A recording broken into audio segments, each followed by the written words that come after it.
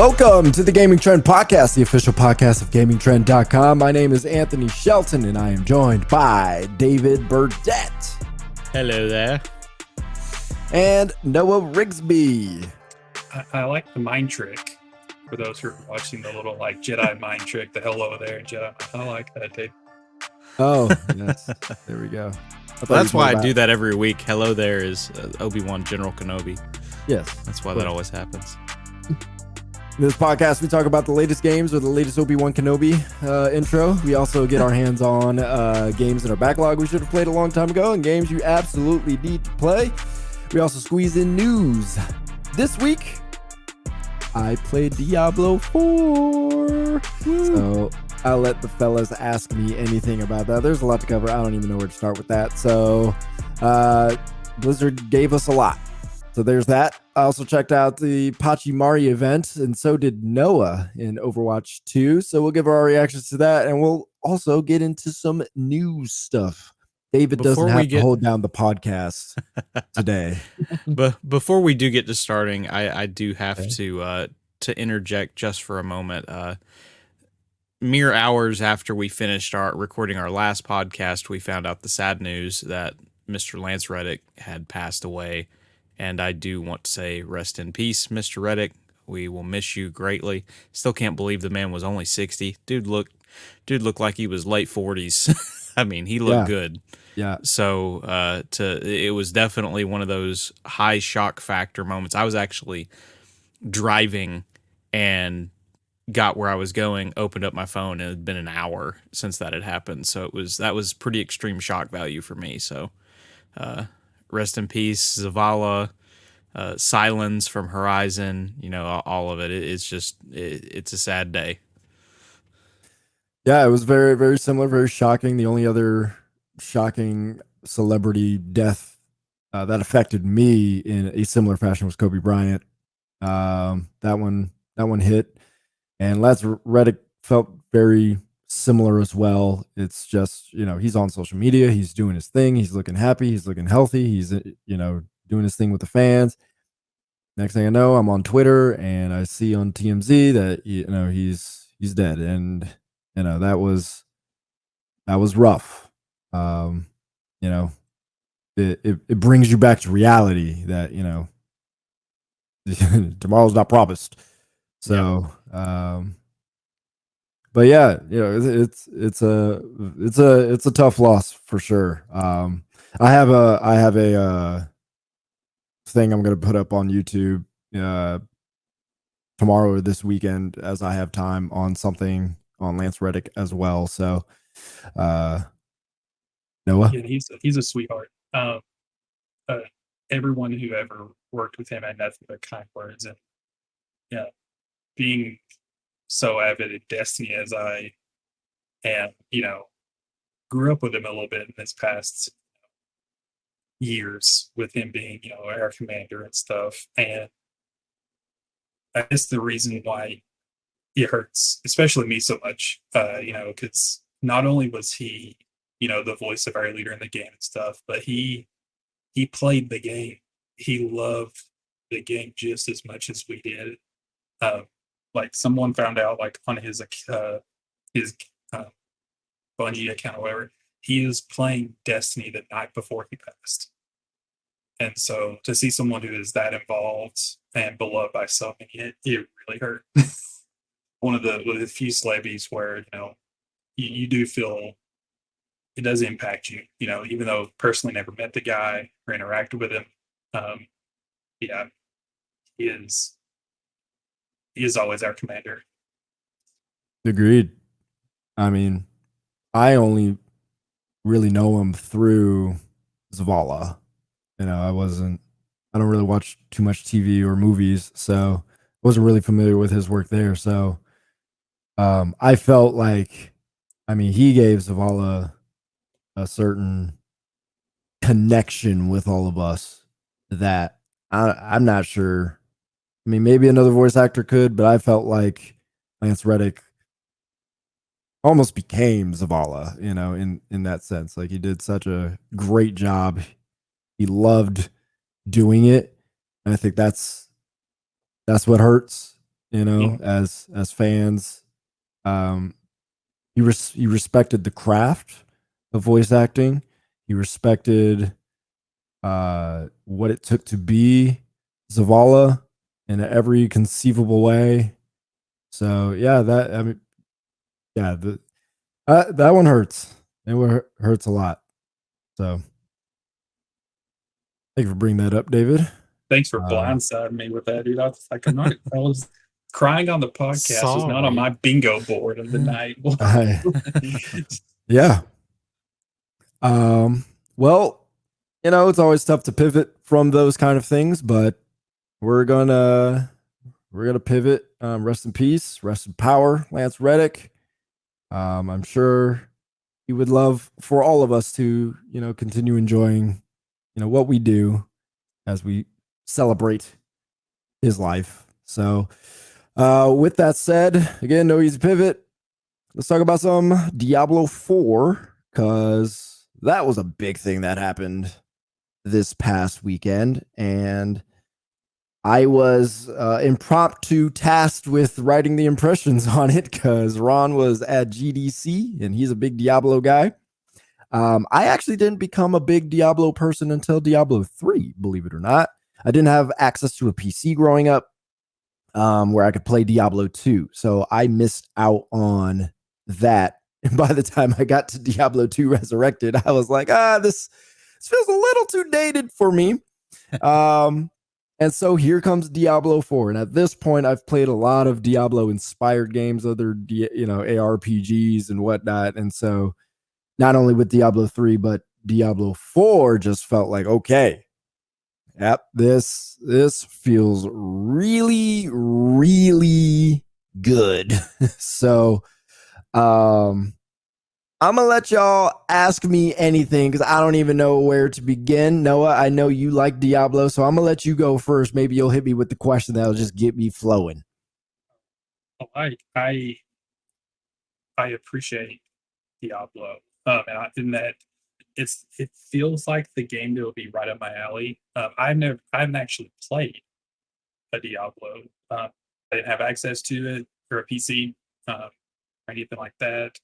And by the time Diablo 3, had all this stuff, I was like, hey, you my friends, want to play Diablo with me? They're like, we've already beat it like 60 times. We're not doing it again. I'm like, okay, fair.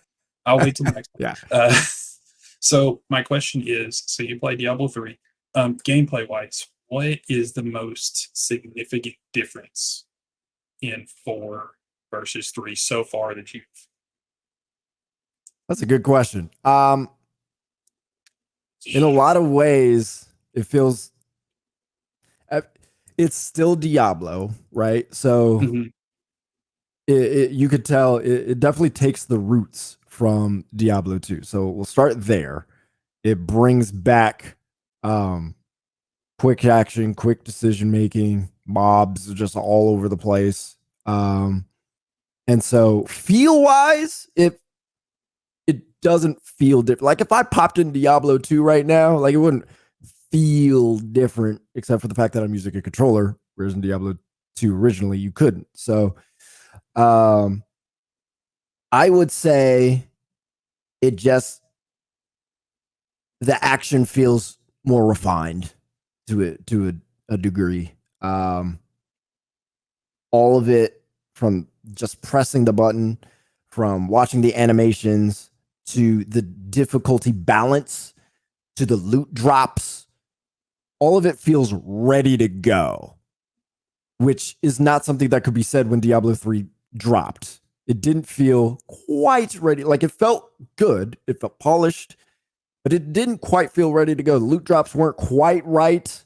There were some gameplay quirks that weren't quite right. Obviously, they had the whole I forget what it's called off the top of it. It's been a while since I played it, but the little, not store, but I forget, it was like a trading block or something like that. That wasn't quite ready. But this in beta feels like it's ready to go. It's always trepidatious when I say ready to go with a beta because we've seen these games They come out in beta, they look great, and then the full thing comes out, and you realize there's a lot more that you just didn't see, and so it's revealed, and it's like, oh no, this actually did need to stay in the oven a little bit. I think Halo Infinite was probably the most recent culprit of that, where the multiplayer, oh, it feels fantastic. Oh my god, all of that, and then you realize it's like, the gameplay feels absolutely amazing, but there's some other things that just didn't end up fully baked. This feels very good. Like, it's kind of scary how really good it feels. That's a general consensus. It is kind of what you're saying. Like Diablo 3 didn't feel addicting to me. Yeah, that's the way this does. And I think it does have to deal with just how the pacing, the loot drops, the combat. Maybe it's because I was using the rogue class and I was just using a class that I was vibing with, but I just wanted to keep going. I did not want to stop. The story was compelling. So there's all these pieces that are coming together in a way Diablo 3 didn't. I think that's the best way to describe the difference. Individual pieces of Diablo 3 felt pretty good. Diablo 4 collectively feels really good. Like, all those individual pieces come together. None of them feel bad on their own.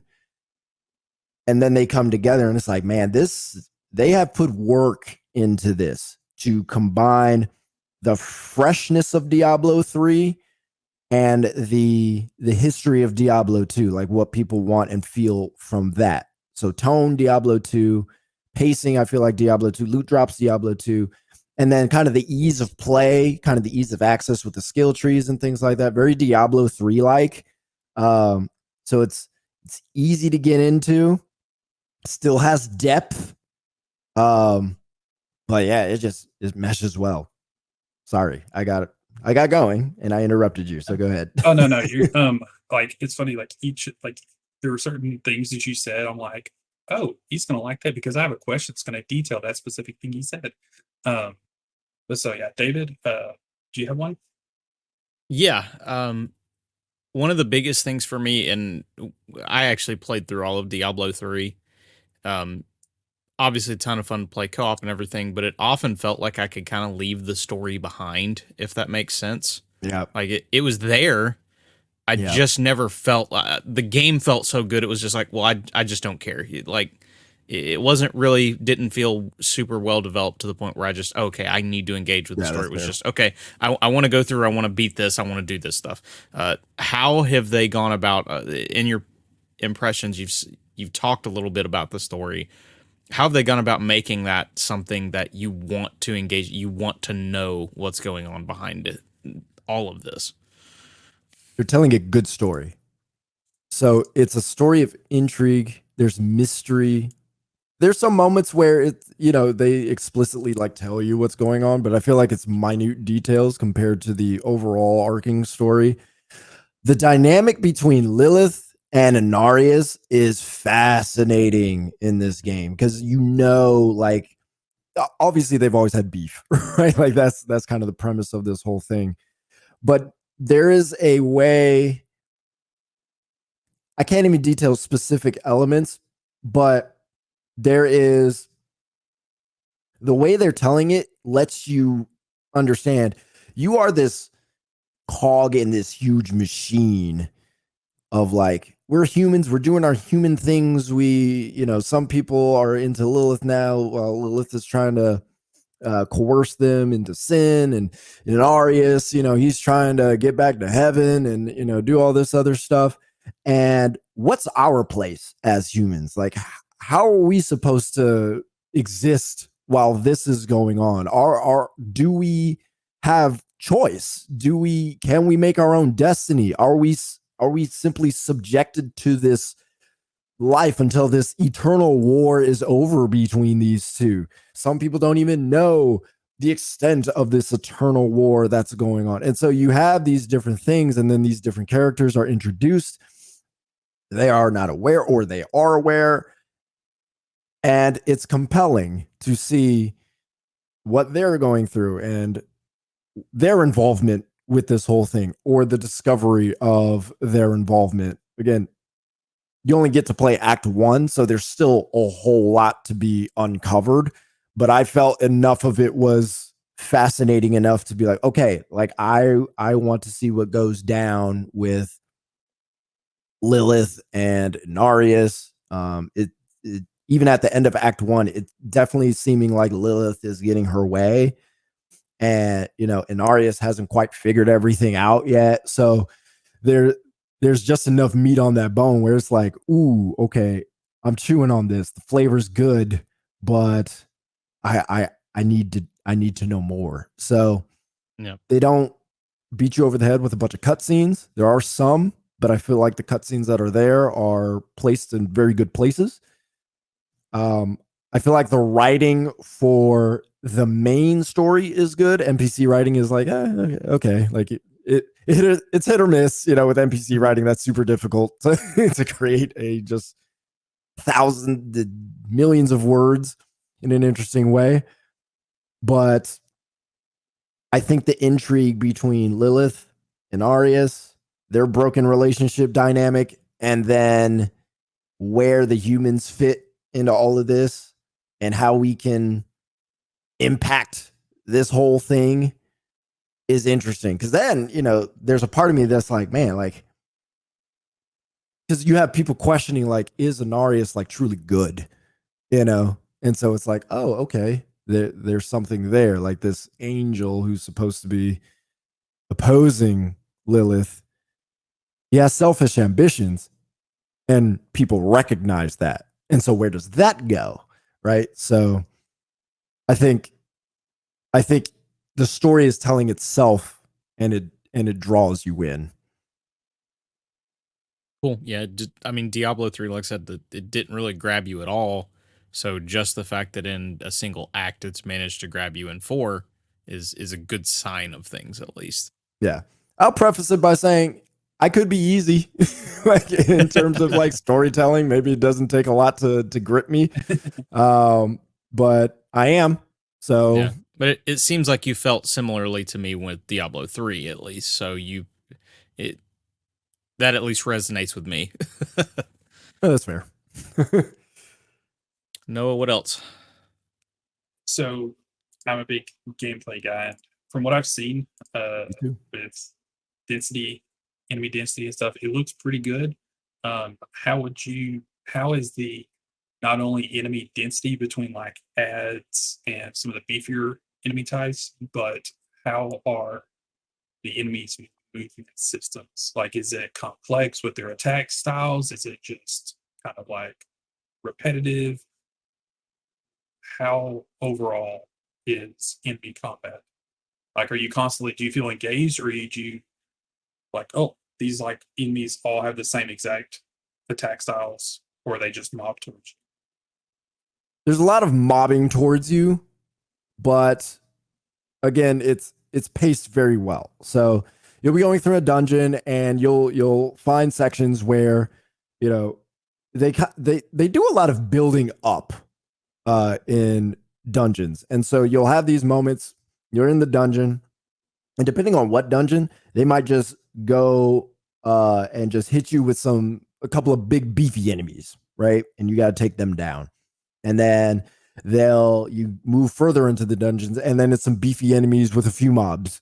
And then you'll get further, and it's beefy enemies with who got like support on them and a few mobs. So they don't.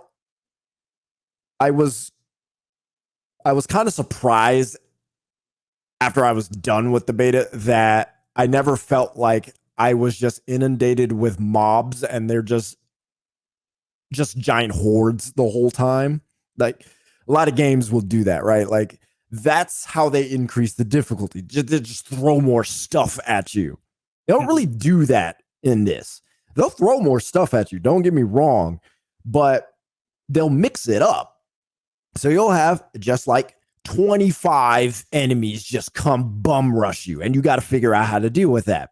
And then they'll have like 3 really beefy enemies with a couple of small enemies that come at you.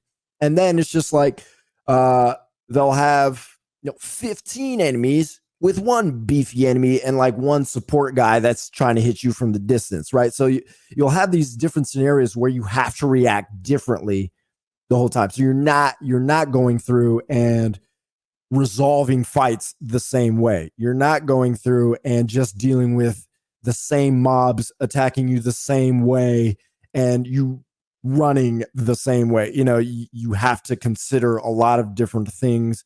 It definitely makes you figure out what abilities to use when, you know, doing all that stuff. So I felt like the pacing of the mobs was very good. But yes, in terms of the intellect of them, no, I mean they're mobs. The mobs bum rush you. That's what they do. There are different kinds. You know, you got your little gremlin looking ones. You got your little dog looking ones. You know, I don't know the names of them. They came and attacked me and I killed them. So I wasn't really interested in what the names of them were.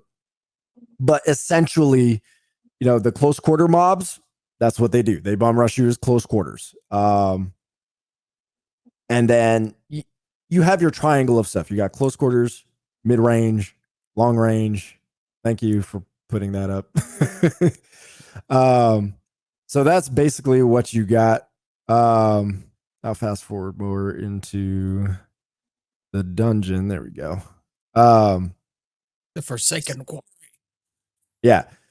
So you'll see what some of it looks like here, but that's how I felt at the end of it. I never felt like, oh yeah, that's difficulty. They just gave you more stuff to hit and they just pile. Now I have to fight 45 of them. Like it never really reached that level of stupidity.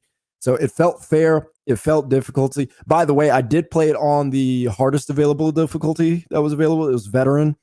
I think the original is normal. So you had normal, veteran, and then after that is nightmare, but that wasn't available. But I felt like it was a good difficulty. I felt like it challenged me. I died a few times. It made me think. I had to think about the build that I was making a little bit. So yeah, that felt really good. David, when it comes to, they've said in the past that Diablo 4 is shifting the series more into live service. Did you have anything in here that made you feel that live service shift, or like that you saw? Obviously, you know, you've only got one act of it, so it's hard to feel that in that. But did they have anything in there specifically that just kind of leaned that direction when it comes to live service? That's a good question. The only live servicey aspect of it is now the open worldish area is more MMO like. I think in a way that Diablo 3 was not. I mean, you can see. In fact, it's more akin to Destiny. I was gonna ask that if it was like the hub kind of.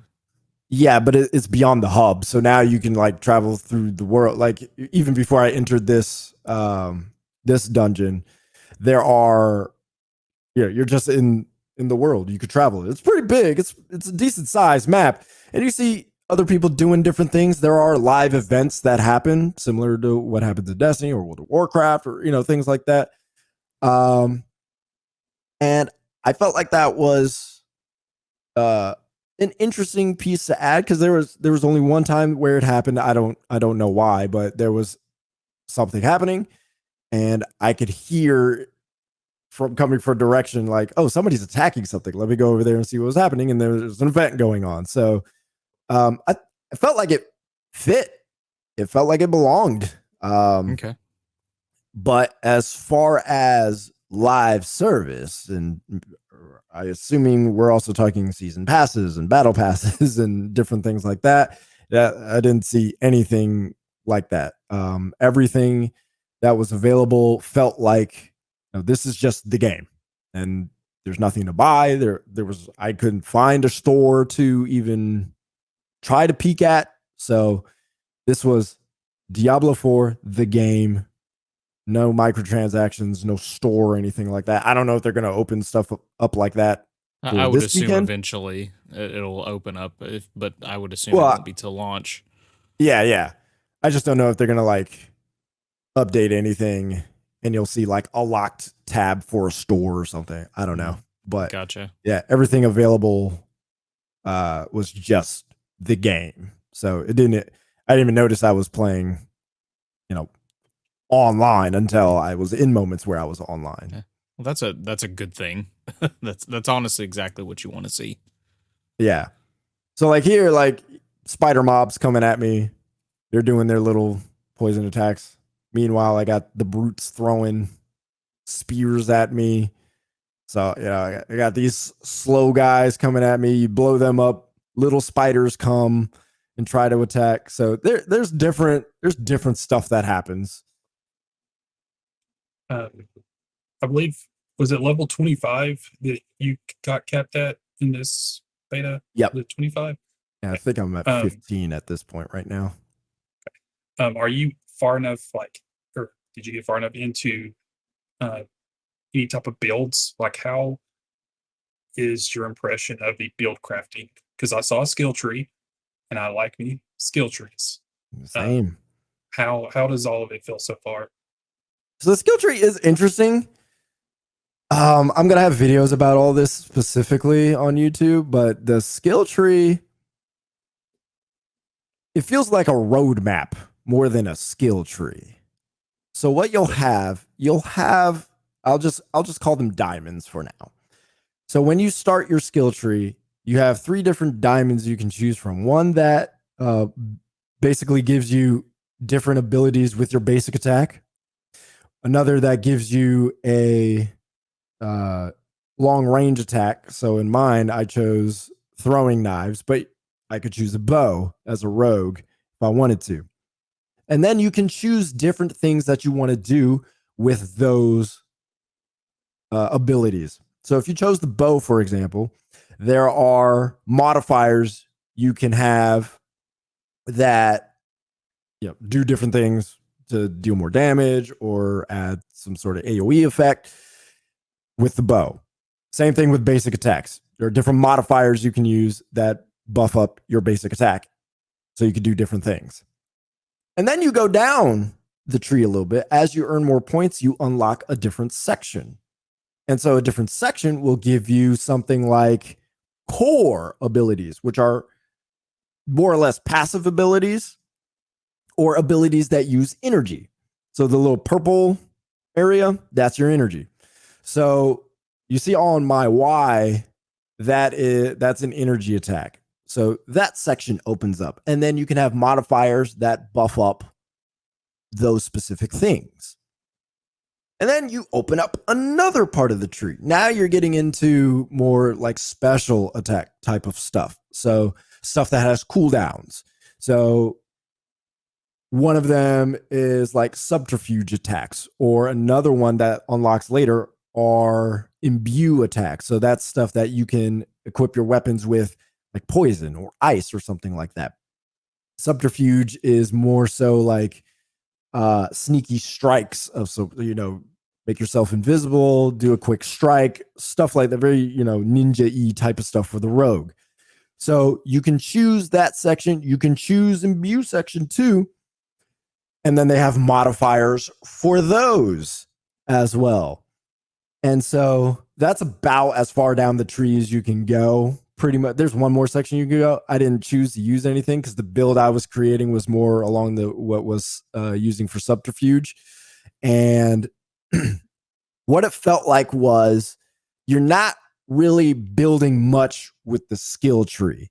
You're going to make a build based on the weapons and gear that you get. That's where the build is really going to go, which doesn't sound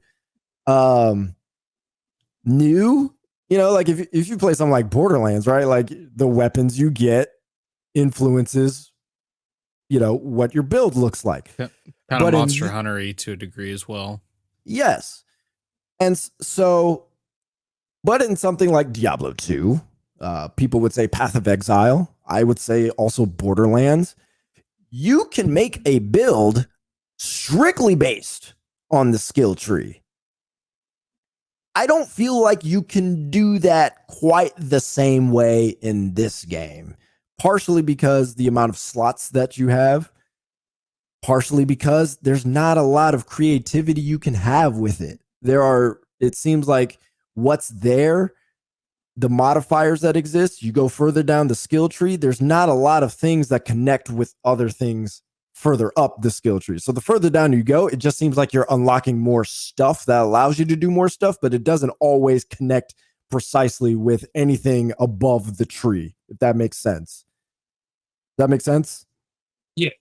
Okay. Yeah. And the Kind of like Pokemon moves. Yeah. Not quite that simplistic. Like there's some synergies. I don't want to say there's zero, but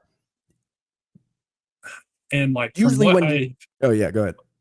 From what I've seen in like the gameplay, like I love build crafting and making specific builds to do specific things, and then being able to adjust and change if I want to.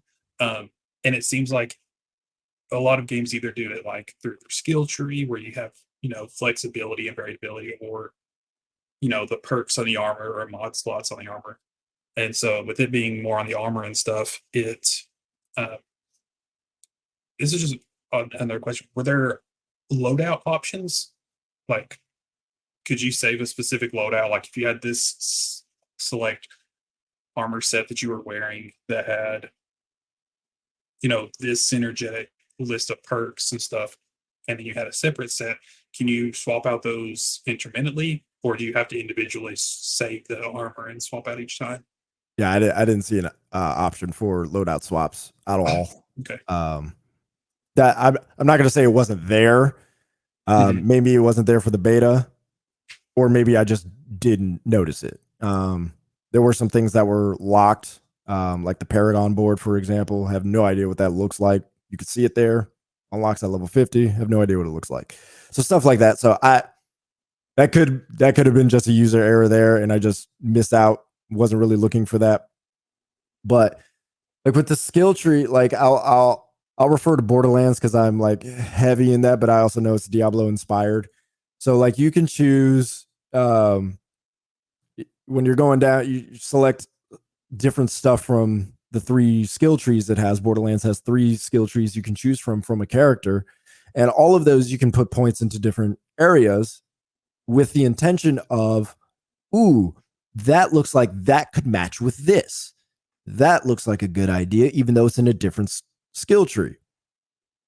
Typically, you know, you just go down the skill tree. There are certain things that are supposed to match with your playstyle, but you could be creative and go, I like this other thing in this other tree to match with what I'm doing. I'm going to use that. And then you'll find some weapons that got some interesting traits and stats on them. And then you go, oh, that opens up some ideas. Okay, let me see. Then you rework the skill tree a little bit, right? So there's a synergy between the two where you find new gear, you find weapons, and go, oh, okay, this is where I could find some interesting things. I felt like I was specifically feeling that with just gear, right? So I would go down the skill tree and go like, oh, okay, I could add ice to my weapon. Cool.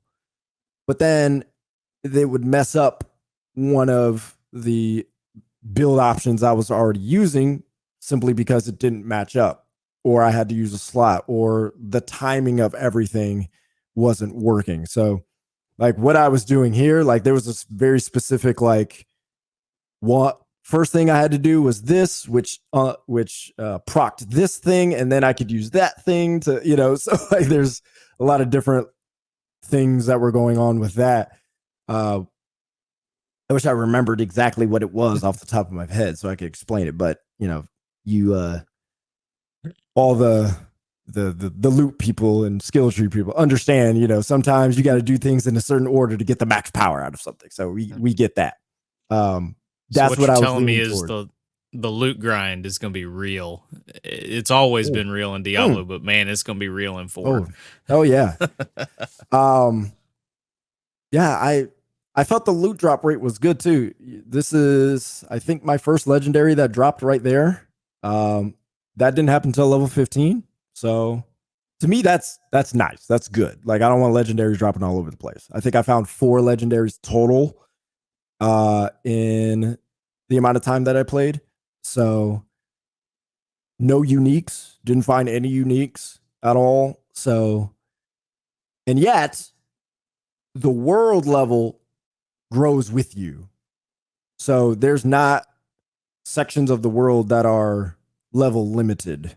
So let's just say the south part of the map starts at like 1 to 10. And then the west part of the map is 10 to 15 and something like that. Nope. As you grow, so does the game. It automatically levels up with you everywhere. And so it's kind of concerning. Well, okay, if it levels up everywhere, what's the loot drops going to look like? But also, when you go to level 100, you kind of have to build it that way. Because at some point, you probably get to level 70 and everything's going to be legendary at that point, which fine. That's kind of the way it should be. So, I didn't feel like I was starving for loot at any point, and I also didn't feel like I was spoiled for loot at any point. So it was a nice balance. David, do you have any more? Nope, nothing for me. Oh, I got one more for you, Anthony, if you'd like. I can talk about those. And I can come up with more too. So you've been pretty positive, Stack, about this, and it looks right up my alley with the loot, the grind, right up my alley, the build crafting. Is there any one pain point that you took from the beta that if you could have like a summit with the devs and they're like, hey, what did you not like, or what could we improve on or change from the beta? If you could give them one focal point, what would it be?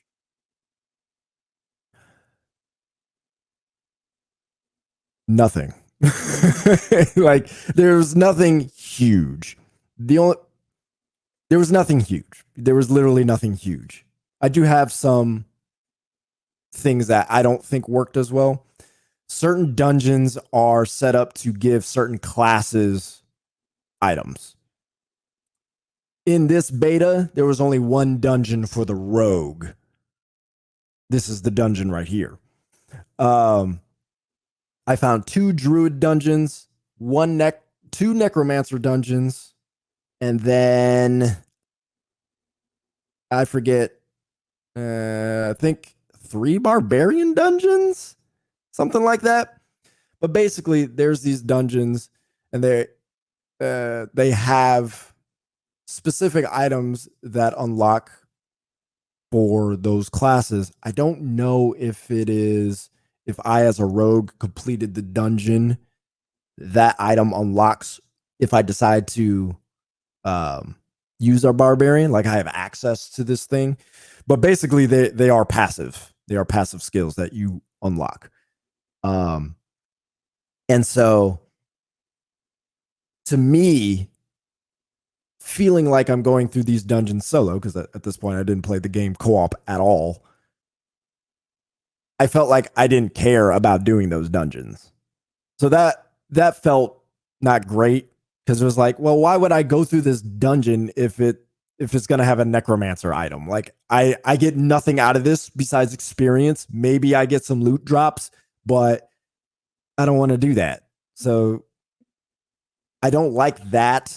I get why they're doing it, because most people probably use multiple classes, where I myself tend to stick to one class for a very long time. Even after I've maxed out the class, I tend to stick to that class. Most people will end up using multiple classes. And so this idea does work for them. I just wish that I feel like the loot drops also increase for those dungeons as well. Like I did feel like I got more rogue drops, items limited to just rogue in the rogue dungeon. So if that is an actual thing, and that wasn't just my mind playing tricks on me, I do like that a lot, because you know exactly where to farm for loot, right? So that's super useful. That's, I think, really useful for new players who get into it, and then they can learn like, oh, I can get specific stuff. Well, okay, where do you get it? Just go to the rogue dungeon, because I think class building becomes a barrier at some point for players who are just kind of kicking it and whatnot. That kind of thing makes it easier. But in terms of a person who tends to stick to one class, it doesn't make me want to do those dungeons, which means I'm probably missing out on stuff. Okay. Other than that, I mean, some of the dungeon designs are kind of weak, kind of repetitive. Just the design of them. I remember walking through a hallway and there was a staircase on the left side. And then I got through that section and I get to another section and there's the staircase again on the left side. And then I got through the section and then again the staircase on the left. And I'm like, what are we doing? What is this? And it didn't really like bother me in that way, but it was noticeable. It was like, okay, all right. Well, I'm having fun at least. But yeah, it's not really inspiring dungeon design. I have heard that some of these dungeons, or I don't know if some of them, maybe all of them, have some sort of procedurally generated element to it. I don't know if that's true, but if it does, I guess that makes sense. When you make a game this big, like it's kind of hard to handcraft all the dungeons. But it did make me appreciate the handcrafted dungeons. It's like, I can't say I walked away from any of these dungeons going, man, I'd love to do that dungeon again, where, I feel that in something like, Diablo 2, Diablo 3 had some decent dungeons. Borderlands had some great dungeons. Destiny 2, the strikes, those are obviously the raids, like that sort of stuff. Handcrafted. It's like, yeah, that feels good. Feels good. It's memorable. Not really in Diablo 4 so far. So bosses. Oh, that was the other thing. Bosses. Not really that interesting. Oh my gosh. They are not interesting. So mechanic wise, boring. Oh my gosh. It's so boring. Let's see if I can find. Okay, yeah. Here's a boss. Oh my gosh. So this is like the boss. Every boss does. They have one powerful attack, and then they got their basic attack that they do over and over again, and you spend 90% of your time just running, waiting for the opportunity to hit. That is every single boss fight. It is so boring, and it's really boring when you don't have a build that well, because you're still trying to find the stuff. So it's like every little thing you do has to be like super precise, because it is one of those games where they swipe at the attack, and basically if they do the attack and you're in the vicinity in the moment, even though if you dash away or something, you're still going to get hit. It's that. So you got to run back, do the thing. At this point, like I had a better build, so I was doing okay. But like this is all you do. You just run, attack. Okay, here's the moment. Okay, attack. All right. The last boss, though, did have more interesting mechanics. It was less about running and more about positioning. And there was also a one-hit KO attack, which at least livened things up a little bit. So, but yeah, boss designs. Oh my gosh, not great. I noticed on the top, and I've seen it in some other boss fights that I was watching content creators, stream it and stuff. It looks like there's damage gates, and so there was no change in attacks at all if you hit that threshold, like if you got them lower health. So if I get around this column, I'm using it as defense, but you'll see him throw out an attack. It starts off as one blob of acid. You get to the second phase, it becomes 2 blobs of acid. You get to the third phase, it is 3 blobs of acid. And so at the fourth phase, what do you think happens? 4 blobs of acid. So yes, like your running space is limited at that point, but the mechanics don't really change. It's just like, okay, like he's throwing down 4 blobs of acid. Don't step in the acid. Ooh, okay. All right. Still using the column as defense. Whoop-de-doo. So yeah, it's not great. Again, the last boss in Act 1 is more interesting. I did have fun fighting that boss, but I'm not going to show it just because I don't want to spoil it for people who play this weekend. But that'll be me. Yeah. So I do feel like there's some hope that maybe later bosses have more interesting mechanics, and maybe it's these side quest dungeons or these class specific dungeons that don't really have interesting bosses, but maybe the story based bosses are more interesting. I don't know. But first impression of the bosses, not great. Not great. Awesome. Say, watch. We'll see if I can get to the third phase. Spoilers, I think he does. I think I do. It just looks so clean too. Like you were talking about polished. You can correct me if I'm wrong, but it feels like sometimes it feels like there's two types of betas where there's a beta where it's like, hey, we need to check and see like where we're at and where we need to improve on. And then there's some betas where it's like, we need to test servers, and that's the main reason. Everything we have is mostly complete. We just got to check servers and stuff. It seems like this is basically a server check because it looks really good. Yeah, it felt finished. It did feel like we need to check server. I mean, that is the reason why they're doing this beta, because they do need to check the servers. But I'm not trying to rag on Destiny. I'm just saying, I remember it when Destiny, before it originally came out, I'm talking about Destiny 1, they had the beta and you played it, and yes, it felt finished, but it was like, ooh. That's it. That was this. And people are like, there's going to be more, when the game comes out. And then the game comes out, it's like, no, that what you saw is what you got, guys. Like, that's what it is. Oh yeah.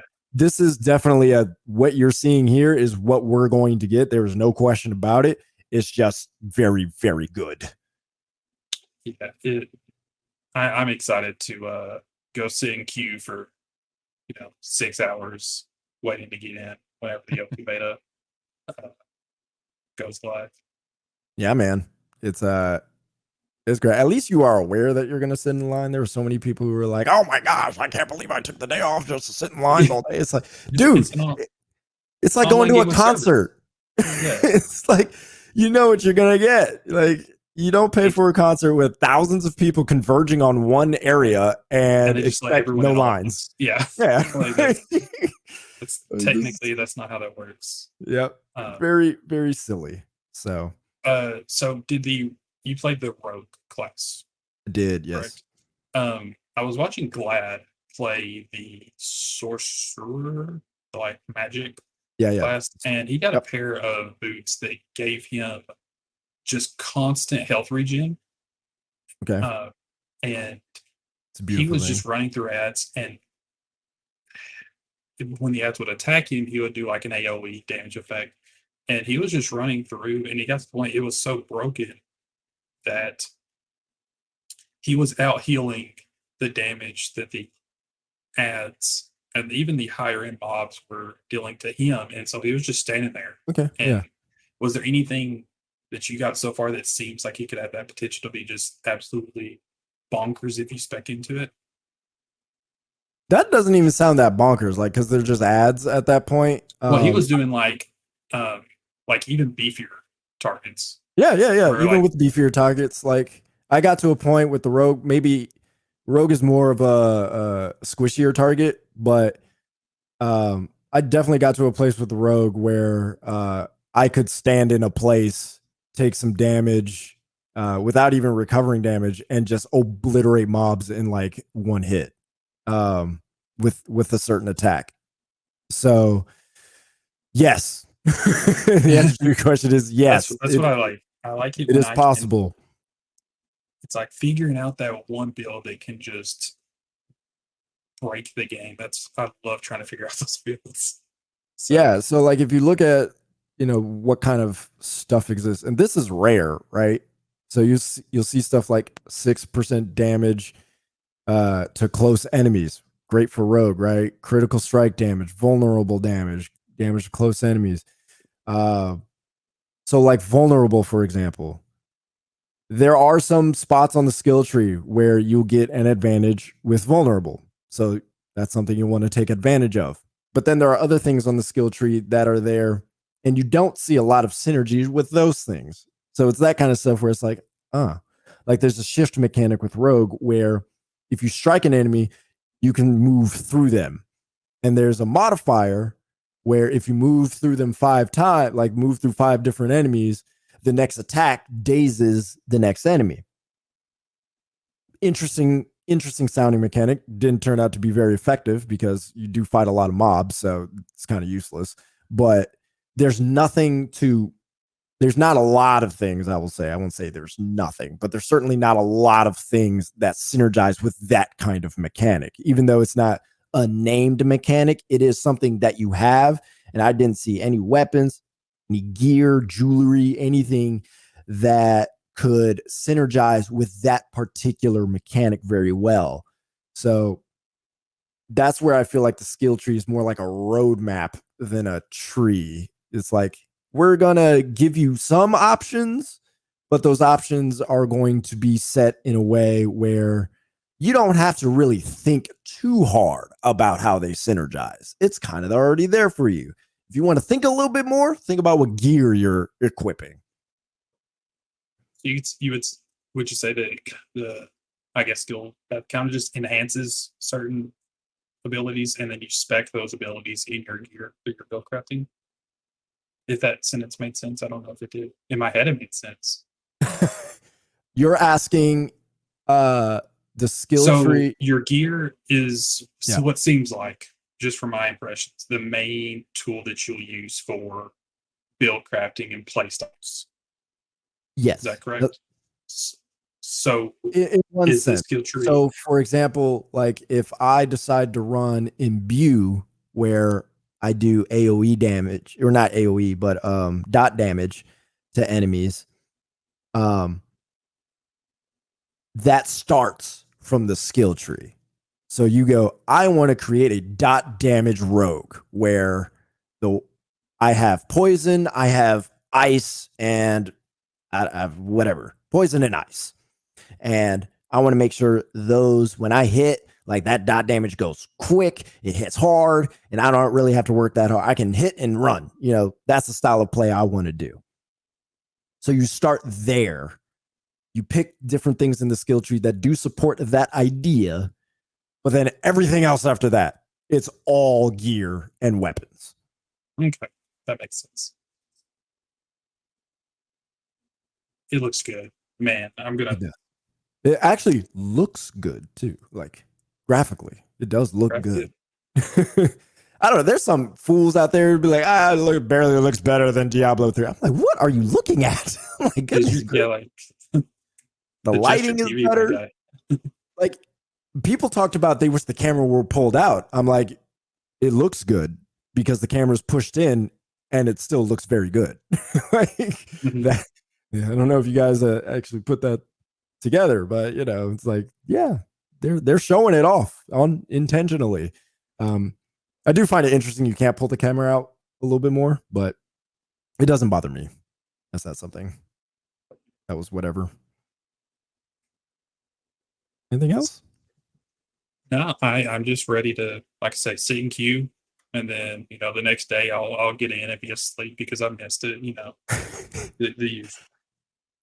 They are adding. Was it the two necromancer and something else? The druid, right? In the yes, yep. I think it is the druid. Yep, the necromancer and the druid. I know for sure the necromancer for the next. So I don't know, but you also get to keep the progress you made from this one. So like my rogue, I think I ended up 20. So I get to keep that progress into the next one and continue to build it. Does any beta progress carry over into the game, or do you have to start over in the game? No. Okay. Everything ends this weekend. So I know a lot of times with betas, they give you some sort of thing for like, hey, you participating. Yeah. So there's probably like a piece of gear, or a nameplate or something, I'm sure. Yeah, probably. If it's gear, it'll be obsolete by level 10, probably. Guaranteed. Guaranteed. So you got to what? You said level 15? I got to 20. 20? Okay. So you said legendaries were pretty fair. Fair meaning like in terms of the amount of times you getting them dropped. Yeah, only 4 times. By the time I finished Act 1, it was 4. So, The reason why I asked is I don't know if you saw, but on the Twitter sphere, apparently the devs have come out and said that the legendary drop rates were intentionally overtuned just for testing purposes, and in the base game they're going to be turned down. okay. Again, level 20. Here's what I'll say about my build with the legendaries. The one where my build was best was in the weapon. If I didn't have legendary gear, I'd been fine. I still would have been fine. In fact, there were a couple of times where rare gear or blue gear, I don't even remember what the rarity of that is, was outdoing my legendary gear. I just decided not to use it because there was specific stats on the legendary gear that I did want to keep. But there were times where it's like, ooh, I might just want to drop this piece of legendary and just move on. So I don't, they're not overpowered by level 20. So I mean, tune down, that could mean I got 4, maybe I get 3 instead. Yeah. I don't think it's going to be a significant tune down because again, I only found 4. I didn't find any uniques. I know some people did find 1 or 2. I didn't find any. I don't know. It felt good. It felt right. Is there an infusion system at all? Like if you get a Yes. Yeah.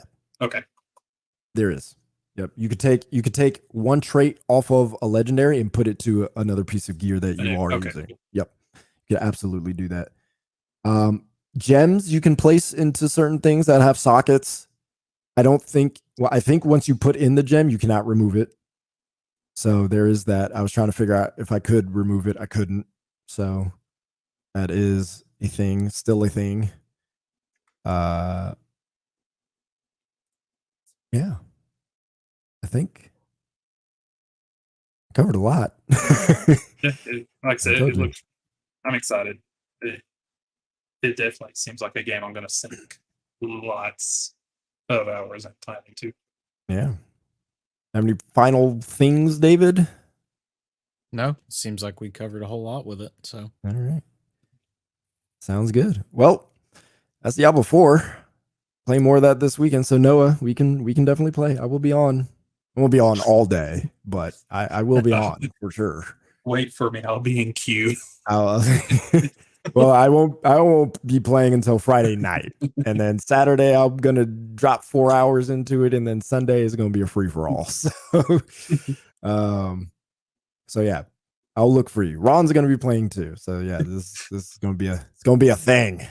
I'll be the guy in line, like wait for me, wait up. Like, you right? guys got into the music park. You had the fast pass. I'm stuck in line like everybody else. All right. So Overwatch 2 dropped their Pachimari event. Noah, you played it. I played it. I want to hear your thoughts though. I've been talking a lot. So for those, I'll do a quick recap. It's the new limited time event for Overwatch 2. Pachimari, for those who are unaware of the Overwatch universe, but it's a fictional creature in the gameverse that looks like an onion with 4 green little tentacles out of the bottom and a cute little chibi smiley face. I think it was mostly created to market for like plushes and to sell merch. But it's adorable little creature. Wrong. And do what? Not wrong. Yeah, it's like they're Grogu, but not as endearing. So in this, there are rewards for the event. There is a Roadhog skin that is Pachimari themed, a weapon charm, name card, and player icons. So you do certain challenges. They've kind of gone away from, hey, just win like 9 games in this event. You get the skin. It's now you have to complete specific challenges in the event. Runs till April 4th. So the main, I guess, new feature is a arcade mode called Roadhog's Kachimari, and it is a mode. So it's 3v3. And the goal is to defeat enemies. And when you defeat an enemy or you are defeated, you drop a Pachimari, which, if you've played a game mode like Kill Confirmed in Call of Duty or one of the other various shooters, it's basically that. You have to collect the Pachimaris as they drop. If your teammate dies and you run over and collect that, it can prevent the enemy team from grabbing it. It's first to 20 wins or 10 minutes. The maps are very small. They're cut off portions of the regular maps. For those who have ever played in like the warm up area before a game, it's basically those. Nothing crazy. I didn't see any particularly like themed changes to the maps. I played for about an hour, and that was all I really wanted to play. Because man, is it slow, in my personal opinion. Slow meaning it should have been 5v5 and no tanks. Like, I think having 4 DPS and then like 1 healer, you could even have the map even bigger. You say it's 3v3. Is it? Does each person have to pick a role? It, for the most part, yeah. It's like 1 tank, 1. Like, is it locked, or is it just one of those where it's whatever you want? Picked, once I selected a tank, there was no more tanks, and okay. In every game, it was 1 dips, 1 tank, 1 healer. Gotcha. Okay. So I'm assuming. So you can pick up to 2 DPS, because I remember my team had 2 DPS. I was going to switch to a May for self-healing, and I couldn't. Gotcha. Okay. I guess I just got the people who are like actually wanted team synergy. Right. So the pacing felt slow, like 3v3. Just to me, I didn't like it. I much prefer the faster pacing of the game, and I think it can be very easily exploited in terms of a meta, because on quite a few of the games, if you got up in terms of like token or Pachimari's caught, which you don't catch, you just walk up and grab. That's beside the point. The teams would just basically switch to like a bunker comp, where it's they had multiple matches where they would swap to a Rhine, BAP, and then Junkrat, sit in a corner, shield up, and just spam. And so it made for very uninspiring matches. So interesting. I couldn't think get around that. Well, you can get around it, but No, I'm saying like your teammates, like they were. Like, would they just be stubborn? Like, I feel like if you're playing solo queuing, you're gonna have an issue against somebody who isn't. Yeah, that's true. There was, and also like especially 3v3, I felt like it's more prone in matches to where you'll either have the one person on the other team who is like hard carrying, or the one person on your team who is playing a DPS Moira with a meme. I was hard carrying. I don't mean to sound awful, but this is not a mode that is I don't look at this mode and think, oh, team-based mode. Like, that's just not what I look at when I think of this mode. Like, Kill Confirmed is such a like non-team based mode. That's what I'm saying. In this 3v3 setting, that's kind of how you need to play. Yeah, it's such small. Like, I would have much preferred to have 4 dips, 1 healer, or you can even do 5 dips and just let teams go all out, like, and have the counter much higher. So it actually felt more engaging. Because I don't know about Janthi, I had no one running after the Pachimaris. I don't know if they didn't read the match description. Manual. Yeah. Oh, nice sleep to make sure that you got that. By the way. Oh yeah. Look at him go on and on. But yeah, I think there's a lot of potential here. I think for being like a first iteration of the mode, it's got good potential for fun, especially being in arcade mode. I think some tweaks and some changes, it would be a lot better for me. I know there's gonna be people out there who really like it. It's fun. it's in the arcade. It's not meant to be like Yeah, super competitive. super crazy or chaotic because it's arcade mode. Watching this, I can see how Pharah would be very OP. It feels like I ran into Did I just disprove that right there? no, you didn't. I was fixing to say I ran into a few. I made the Pharah switch. Let's just say that the Diva takes care of that Pharah pretty. Yeah, that's true. But yeah, so like I said, potential. It just 3v3 for me didn't fit.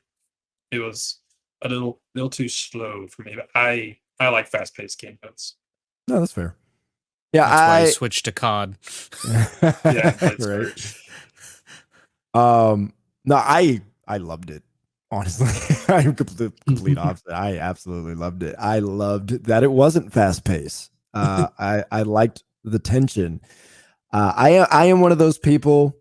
I don't mind games like soccer because that at some point it's like somebody's got to score, and I'm like, I like that tension of just like, who is going to be the person to score here? Hockey, I tend to prefer hockey because it is more faster paced, but it's the same tension. You don't get a whole bunch of scoring all the time. Yes, basketball is my favorite sport because I love to see them running up and down the court.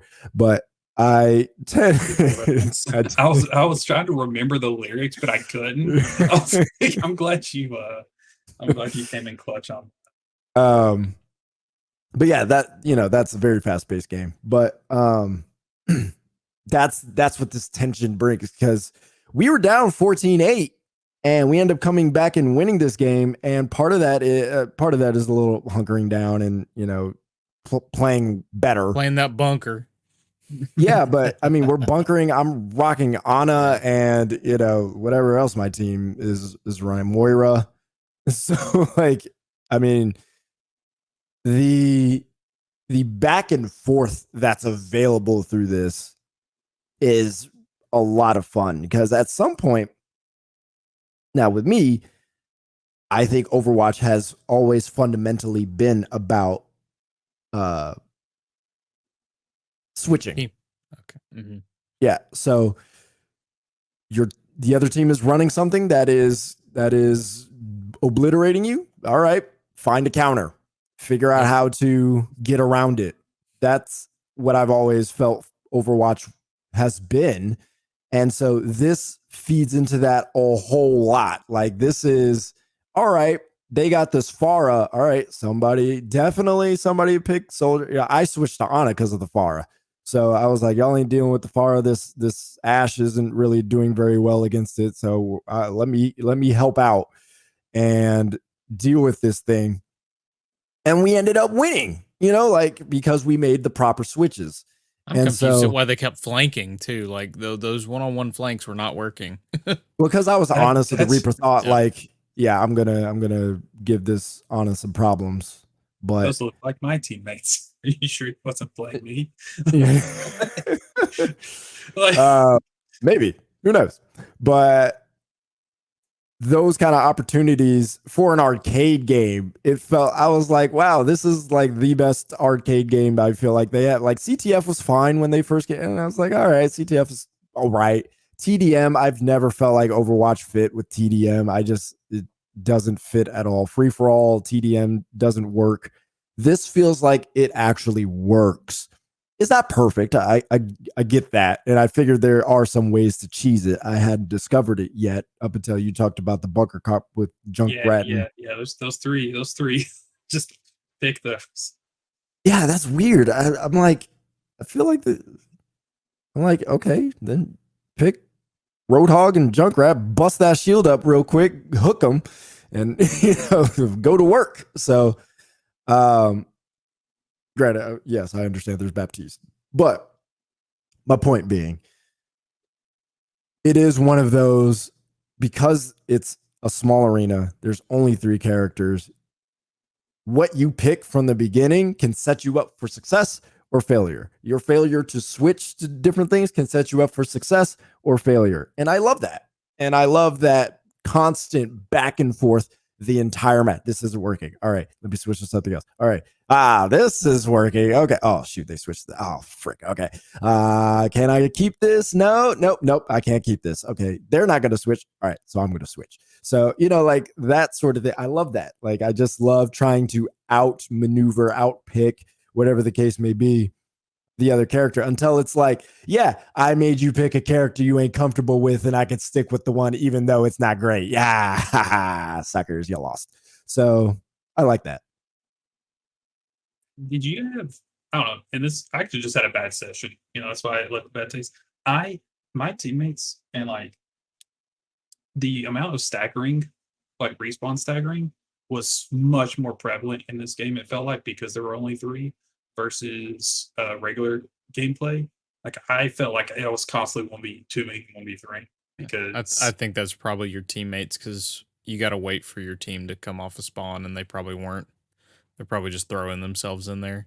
To be fair, there were some times I forgot like I could auto respawn because I'm just so used to waiting for when the game says you can respawn. So there were some times I was waiting a little bit and then I was like, oh shoot, I totally forgot. Let me click the space bar. So that could be a thing that was happening. To be fair to other people who might be playing. But yes, that's a thing for sure. There Like was said, one time I literally spawned next to the enemy and died pretty much instantly. Hate it when But that was the only time that Yeah. happened. It didn't bother me. Like I could see why people like it, and there will be lots of people like you who like and enjoy it for being an arcade. But just for me, it didn't click with me. Yeah. But I have a very different preferred play style in hero shooters and stuff like that. And you'd be playing with those console people. I don't know what those console people. Those console people. No, I'm just playing. PC players be woo. I just want to. Oh my gosh. I want Titanfall 2 back. That's all. Yeah, that would be nice. That would be nice. That was the perfect fluidity and pacing of a shooter. And I'll never get it. It's fine. But yeah, I would like to see if they expand and try different variations of this mode. Because like they could confirm it could work.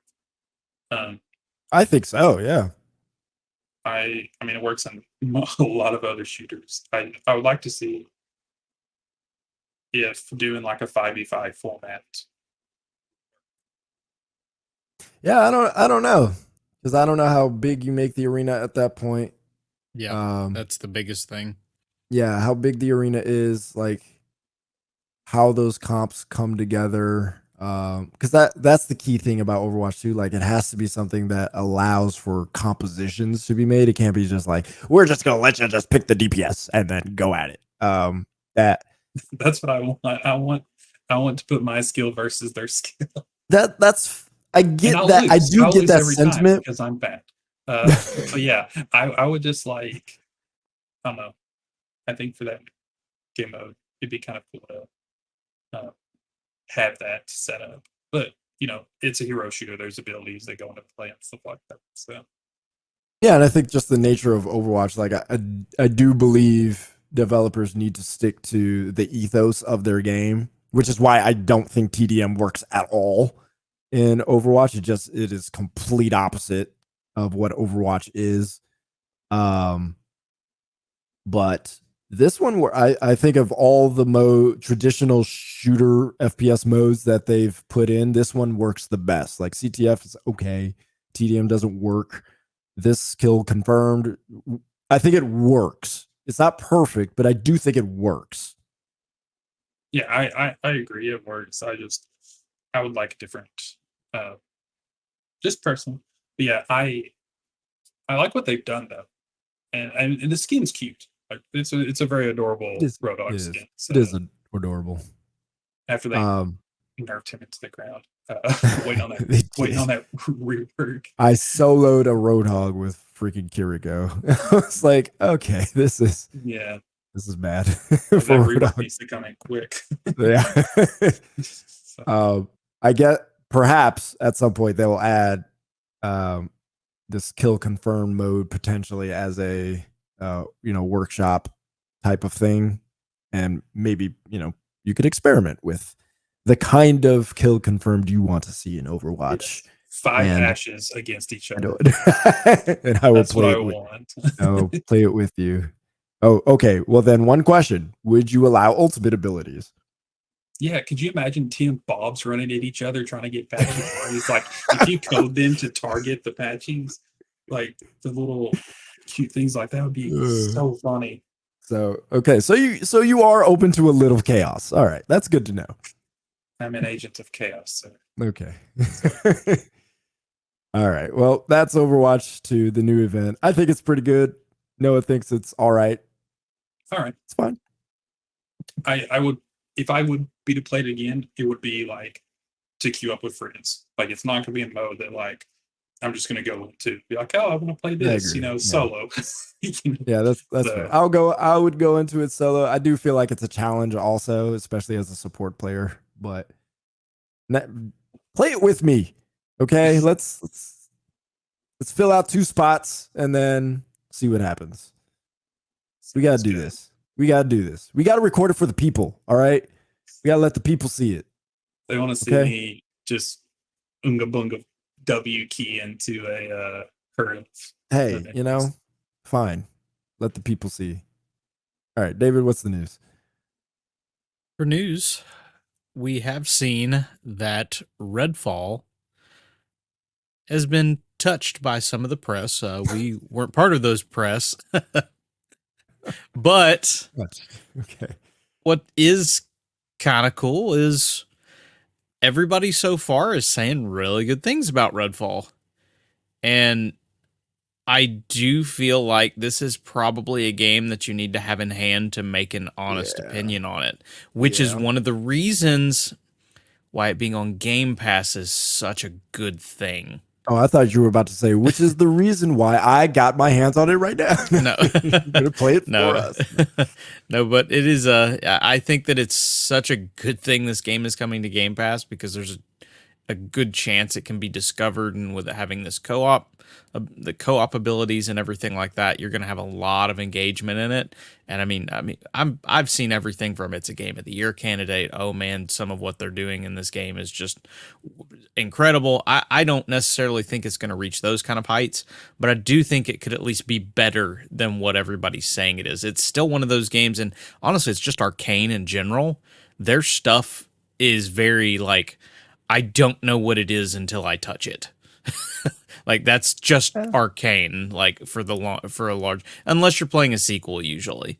I felt like I understood what Dishonored and Deathloop was when they first showed those.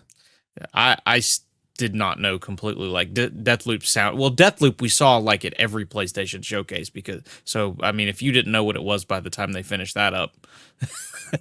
They showed the whole game in 6-minute increments at every PlayStation showcase. That's what they didn't tell you. We actually beat the game for you. But I did like hearing they said with Redfall, it's Far Cry meets Borderlands, of all things. So yeah, they said that in an earlier preview. Yeah, like I knew Far Cry. I just had never heard anybody say Borderlands like that. I'd never heard that comparison. Yeah, they mentioned that before. I still am not the biggest fan of when I see like when they go to the character menu and in the IGN preview and you see all the gear with numbers and everything. Like that's the point where I'm like, do I have to go through this? Far Cry and Borderlands. Why are we copy pasting mechanics from every other? You're Arcane. Like do Arcane things. Yeah, but. Which I will say, to be fair, that's the exact criticism I said a couple of weeks back. Yeah, it didn't look like an Arcane game, but after seeing it, I'm like, okay, I could see the Arcane touches on it. Well, like one of the things. Go ahead. I still wonder if the overall feel of it, gameplay wise, is truly Arcane, but there are some things in there that I was like, okay, I could see that is what Arcane does. Is this what it feels like though?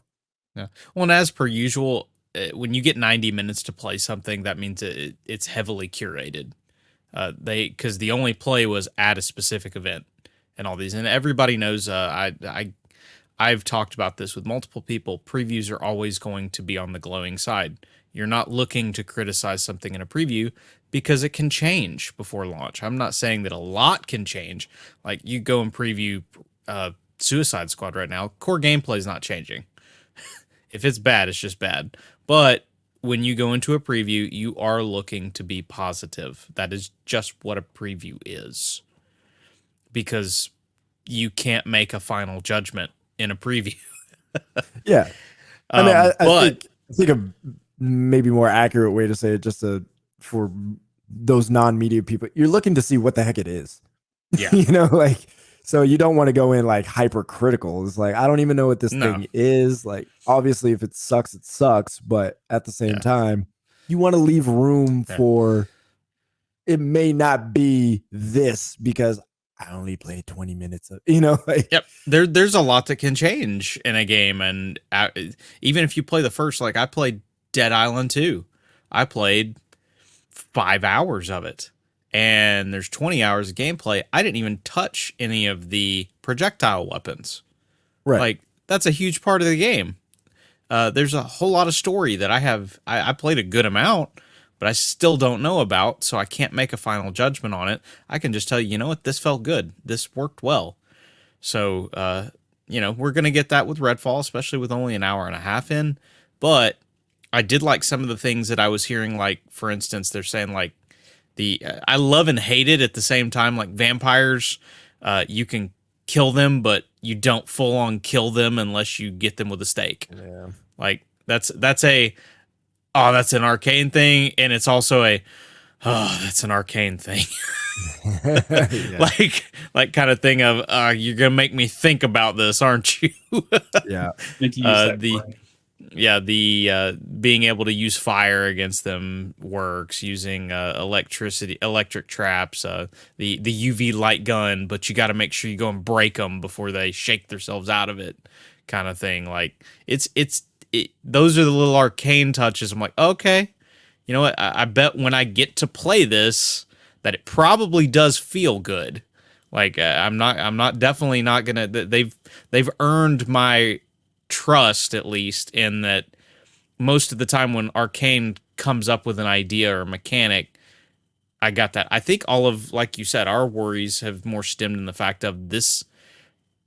You don't want Arcane to go too by the numbers, because Arcane's strength is in their innovation and their ways of changing how you play a game and how you perceive your game.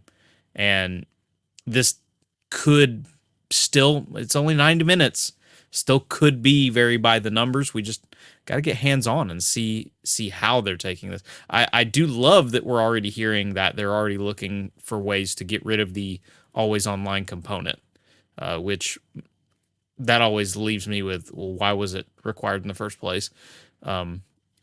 Because they said there's like no store or anything in the game. So I think they said it was for updates or something like that. So I'll believe it when that's what the Xbox and PlayStation are for. Those are always online. Yeah, exactly. So, but I can at least say that incrementally, I have become more and more interested when things come. Funny enough, I've not been interested.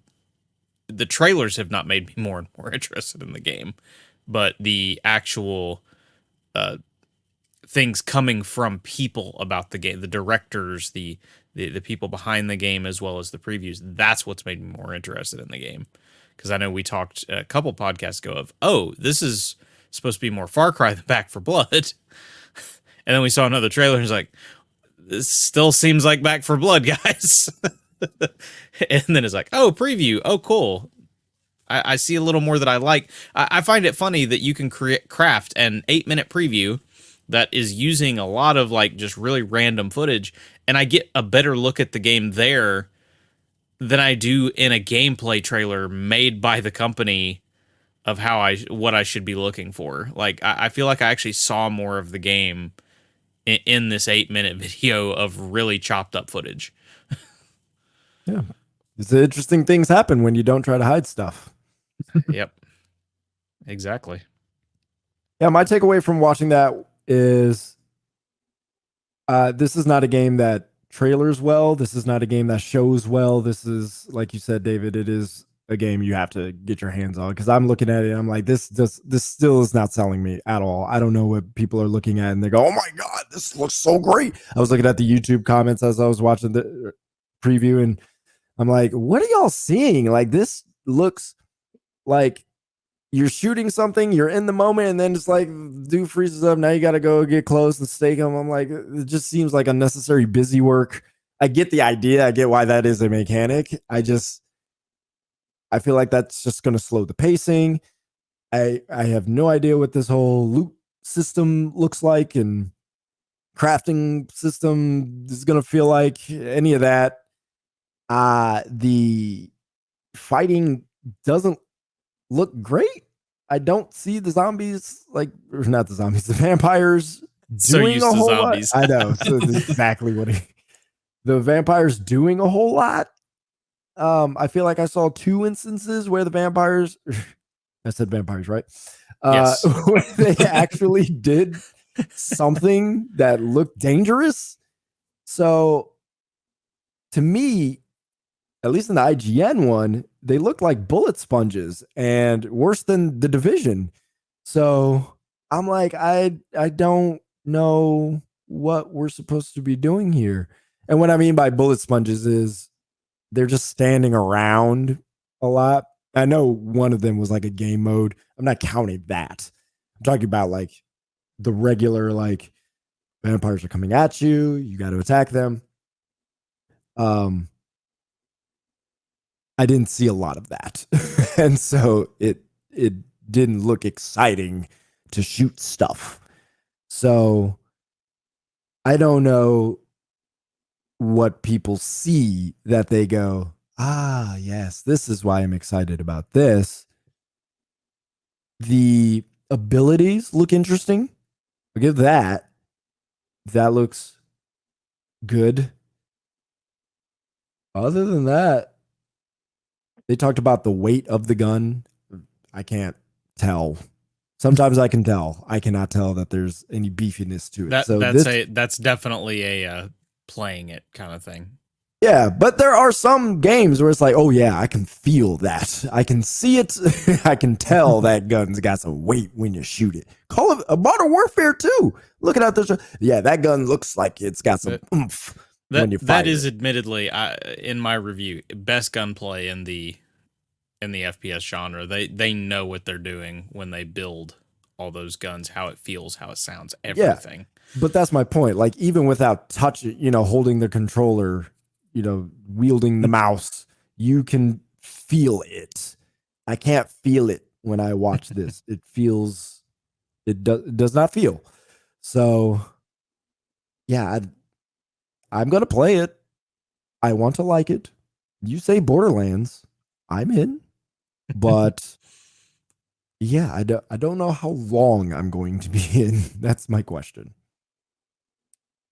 Like, I watched the preview, and one of the reasons why I asked Anthony and his, the Diablo, is like, how is the engagement with enemies? I think that's a very big thing that gets overlooked a lot of times in game design and enemy design. I don't want just enemies standing around or having one specific way to attack me. I want engagement. I want there to be complexities or just differences. And it kind of felt like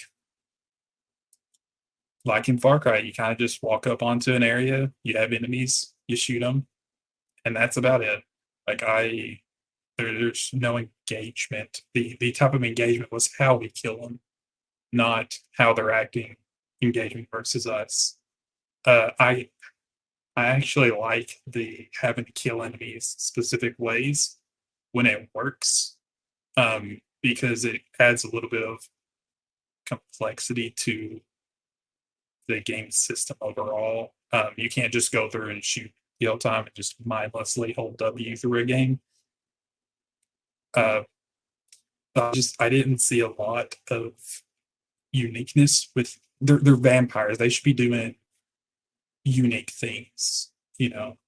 I know there's cultists and stuff that you can just kill normally, but I need the vampires. If they're going to be the main baddies in this game, I need them to act like baddies and not just pushovers. The characters looked fun. I know they did. It was like a single player preview, so like there was no co-op. I want to see how the co-op feels and synergizes with the different characters. Because for me personally, this isn't a game that I want to just play solo. I think it would be much better like if you squatted up and went through it. So yeah, I'm curious. I'm more intrigued to see the co-op side of it than anything. And like you said, Anthony, like nothing about this game screams like, "Oh my gosh, buy me now." Like nothing for me. I think it'll be a word of mouth kind of game. I'm like, "Oh yeah, it's fun. You should pick it up." Like the one friend buys it, tries it. I call it the Madden effect. Working in the retail industry, where we would have like 5 people pre-order Madden, and then that weekend after the game launches, we have hundreds of people coming in looking for Madden. Like, oh yeah, my friend wanted me to go get Madden so we could play together. I think it'd be not to that same level, but I think it will. Which,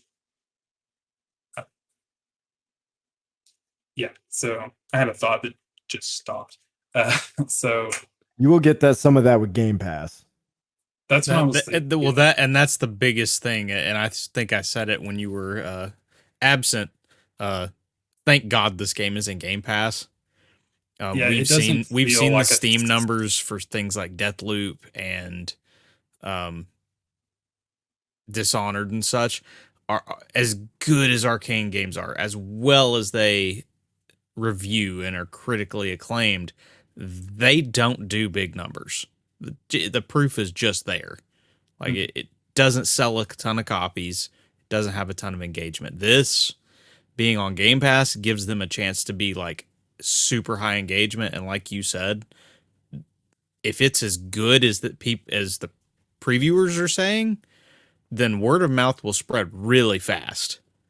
Like it will get picked up. It will get played. Everybody will be engaging.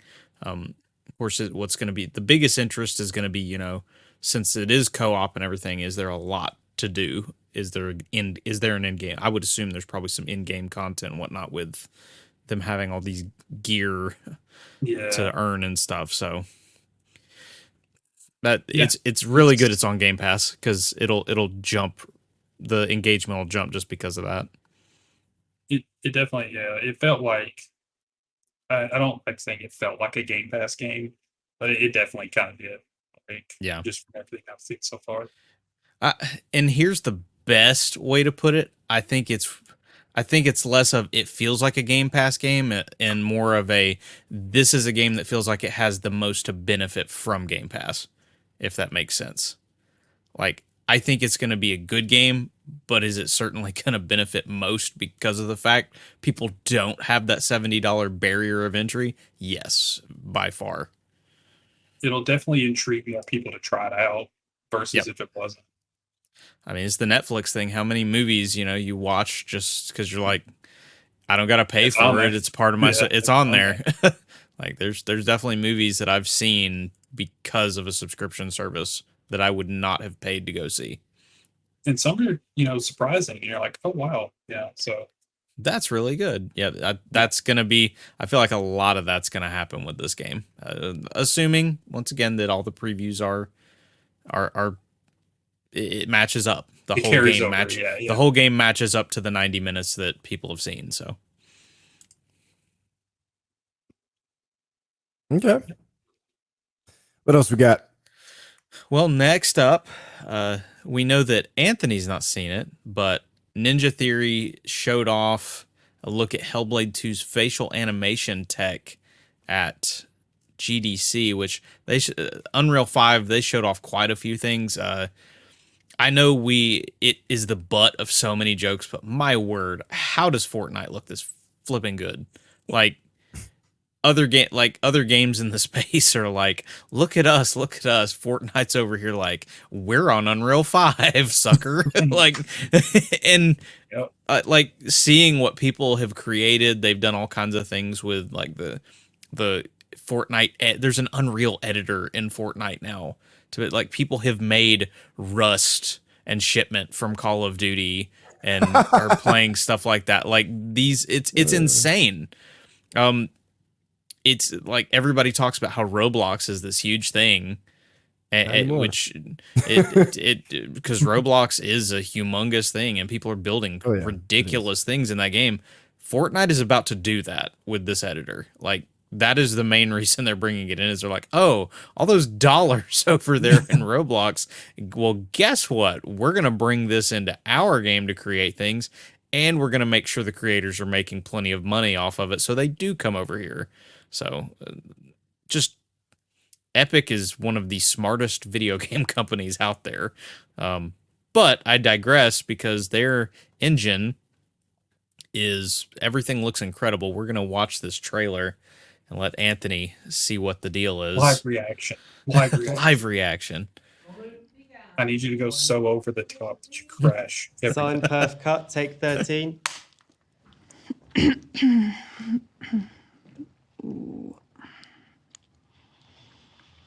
Is this it right now? Yes. It's so crazy, man. What the heck? You can even see the booger under her nose.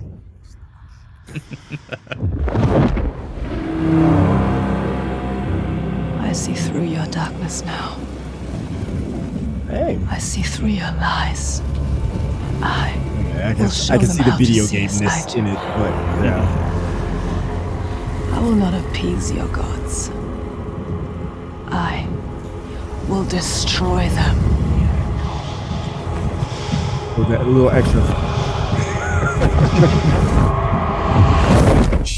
She had something in her teeth. Yeah. Getting that out.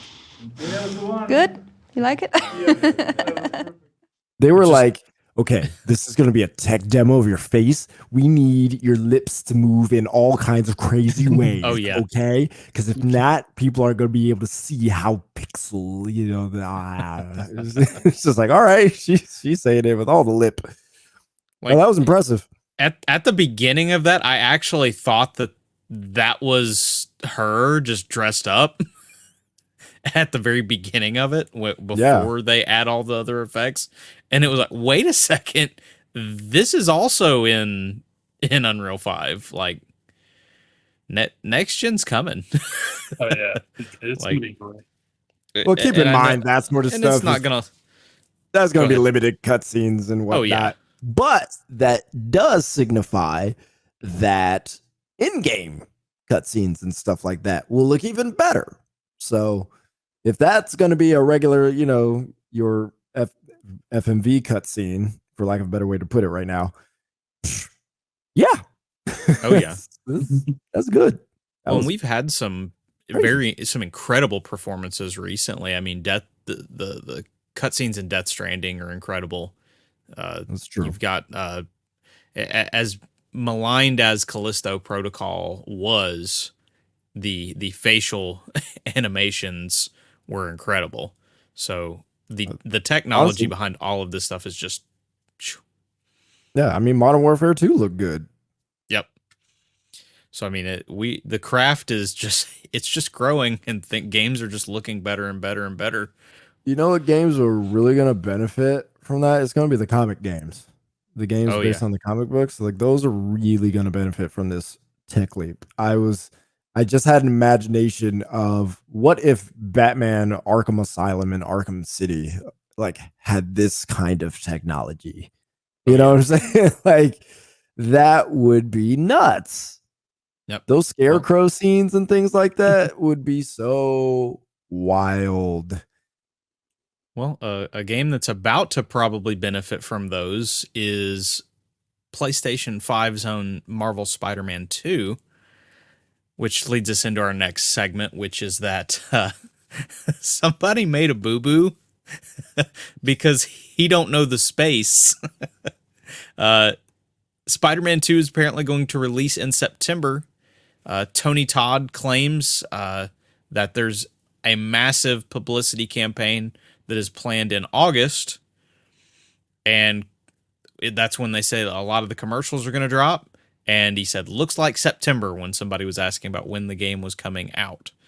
So I'm about to have to, unfortunately, deal with lose my number again from last week because console fanboy Twitter is about to be nasty, because God knows this and Starfield are gonna come out right next to each other, and everybody's gonna be yelling about which game is better. Who cares? Play them both. They're both gonna be amazing. We agree. But Tony Todd, he's best known, as far as what I've looked at, what he's done. He was the original Candyman. Okay. And I don't know. All I know is it's a horror movie, and I don't do that. Yep. So, and I've seen him before in some TV shows, is what I mainly remember him from. But it's just funny because, number one, he's playing Venom. So Venom spoiled the release date. So that's just, ironic. Yeah. I see that. But secondly, you can really tell right now who works in gaming and who doesn't. Because Norman Reedus straight up spoiled Death Stranding 2, even though we didn't know anything. Like, it just randomly popped up at the Game Awards for Death Stranding 2. It was like, oh, cool. But we already knew it was coming because Norman Reedus already blew the secret. And now Tony Todd can't keep his mouth shut and is spilling them secrets. Who knows exactly, what is true, what is not. But you got to think the man playing one of the main villains probably at least knows a little bit of something. But yeah, he hasn't learned how secretive the video game industry is yet. So it's annoying how secretive the video game industry is. I don't understand why it's so secretive. I understand holding some stuff back. I get, if I were somebody working on a game for as long as I did, I would want to present it in a way that's exciting. I don't think there's anything wrong with that. But to hide dang near everything for long, it's like, why? Can we talk? We can't eat. Here's one thing I hate. I have developed one game in my life. It's a very small game, but I like the ins and out of development. Like, it really fascinates. I will read GameDeveloper.com. Like, I am that guy, right? So, you know how hard it is to get somebody to say, like, how games function? Like, people will rail on, how things work. Fans, they're all complaining and doing all this stuff. And you can't get a developer to explain, like, hey, how does this work? Like, can it help us get some understanding? I remember I was, talking about prices, and I think, what game was it? Oh no, it's when PlayStation 5 was originally going to be like, hey, games are going to be $70, and I was like, they just do that because they can. And some developer was like, no, they do it for actual reasons, and this, that, and the other. And then Nintendo comes out and they make their stuff, Zelda Breath of the Wild or Tears of the Kingdom $70, and it's like, oh, okay. But it's like, when that happened originally, I was like, I hit him up. I was like, help me understand. Like, help me understand how this works, because I'm not out here just trying to spew stuff. The way I see it, this is how it works. They can, because reasons. I didn't get a response. You know what I'm saying? Like, not even off the record. People don't talk in this industry, and I don't know why. People want to understand this stuff. And even if they don't want to understand, they probably should understand, so they could get off your back and you can have actual more peaceful development, because people out here truly don't get how this stuff works.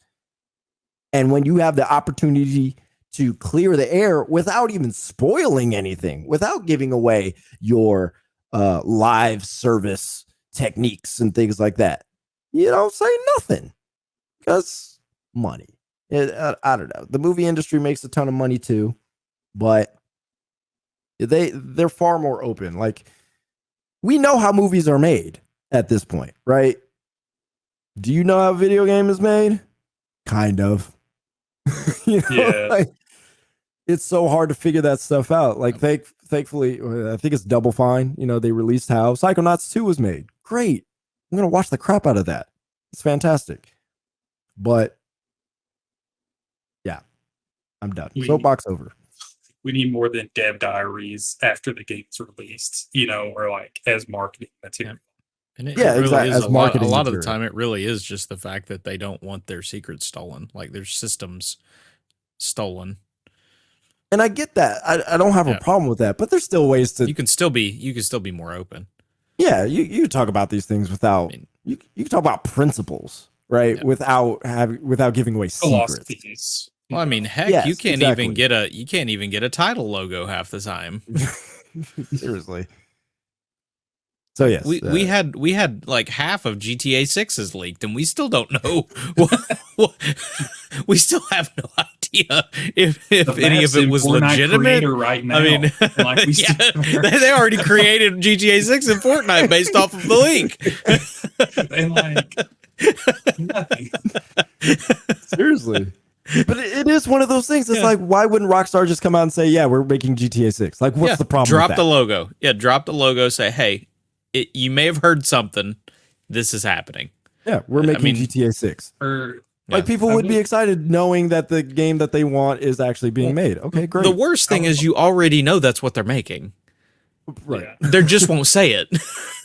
Yeah, and I appreciate, like, in the movies, like, they don't have to go into huge detail, but like Gunn, like, new Superman movie got announced. He's like, hey, I'm currently writing it. I'm gonna write and direct it. He didn't have to say, what he's writing about. He's just like, he gives us like, hey, check in with us. We're not asking, for a paper. Just like, check in, let us know you're okay. How are you doing?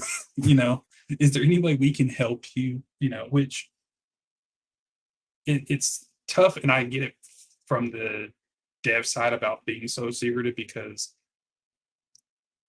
it's a minority part of the industry, but like fans are crazy. And so I get a lot of that is to combat that. But like, what about us? We're nice people. Like, Yeah, the nice ones far outnumber the vocal. You can tell us, and we won't tell anyone. Toxic. Yeah. Yeah, I don't like checking. Like, I mean, it's pulling teeth. It's pulling teeth just to be a journalist, like to try and ask about things. At least say that like GTA 6 is in development or like pre-development. You don't have to do a lot. I don't need to know what code you're using. Like right, yeah. Just tell us that it's maybe one day. Heck, throw out some concept art, I mean, it's not that hard. And no, people ain't stealing stuff from concept art, I would assume. I mean, we got people are weird, but yeah. They can put GTA 6 characters in Fortnite before GTA 6 comes out. Yeah. So it is what it is. It is one day. Oh, that's what I was gonna say. I was like, that's why news is so hard to come by a lot of the time in this industry, because there's nothing to talk about because people don't talk. Like, it's so much easier to talk about people. That's why, you can get a lot of good stuff from movies, from sports, from politics and all that, because you're essentially talking about people a lot of the time. And if we had more access to people, not only would it make our jobs more fun, it would make the games industry a lot more vibrant. And I get these game developers and directors, producers and all that, they don't necessarily always want to be a public face. I get that. So I'm not saying that. What I am saying, though, is allow us to see the emotion, the feel.